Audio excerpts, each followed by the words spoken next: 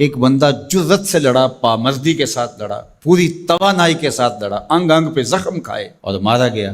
اب اگر وہ حضور علیہ السلام کے ساتھ ایمان رکھنے والا نہیں ہے تو ان تمام تر شجاعتوں کے باوجود وہ شہید نہیں کہلائے گا۔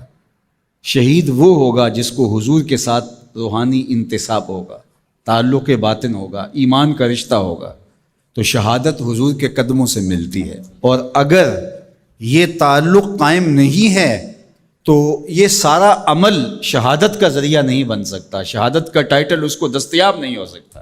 اس کے لیے شرط اول جو ہے وہ ایمان ہے۔ اللہ اکبر۔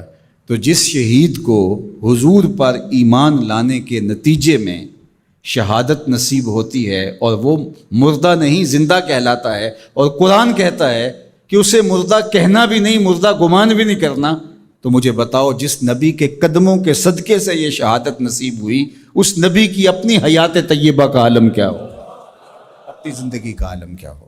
حضرت ابو درداء رضی اللہ تعالیٰ عنہ فرماتے ہیں کہ حضور علیہ السلام نے فرمایا کہ جمعے کے دن کثرت کے ساتھ میرے اوپر درود پڑھا کرو، یہ یوم مشہود ہے، اس دن فرشتے حاضر ہوتے ہیں اور یہ تمہارا درود میرے اوپر پیش کیا جاتا ہے۔ تو صحابہ نے عرض کی یا رسول اللہ صلی اللہ علیہ وسلم، جب آپ وصال کر جائیں گے تو کیا یہ سلسلہ بعد میں بھی یوں ہی جاری رہنا چاہیے؟ تو آقا کریم نے فرمایا ان اللہ حرم علی الارض ان تاکل اجساد الانبیاء فنبی اللہ حی یرزق، اللہ نے مٹی پر حرام کر دیا ہے کہ وہ نبیوں کے جسموں کو کھائے، نبی قبروں میں زندہ ہوتے ہیں اور ان کو رزق بھی دیا جاتا ہے۔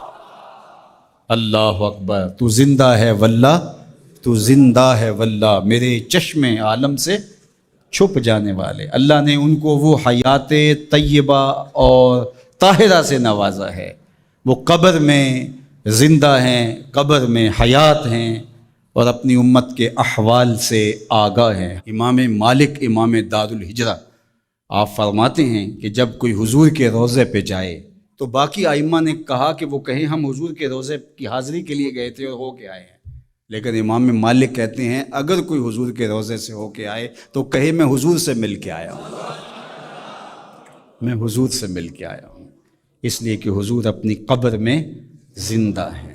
حضور نے ارشاد فرمایا قرب قیامت میں جب حضرت عیسیٰ آئیں گے اور حضرت عیسیٰ علیہ السلام آئیں گے اور پھر دین کی تنفیذ ہوگی، خنزیر کو قتل کریں گے، شراب ختم کر دی جائے گی، صلیب کا نشان توڑ دیں گے، کفر مٹ جائے گا، اسلام کا جھنڈا کائنات کی ایک ایک چھت کے اوپر لہرا رہا ہوگا۔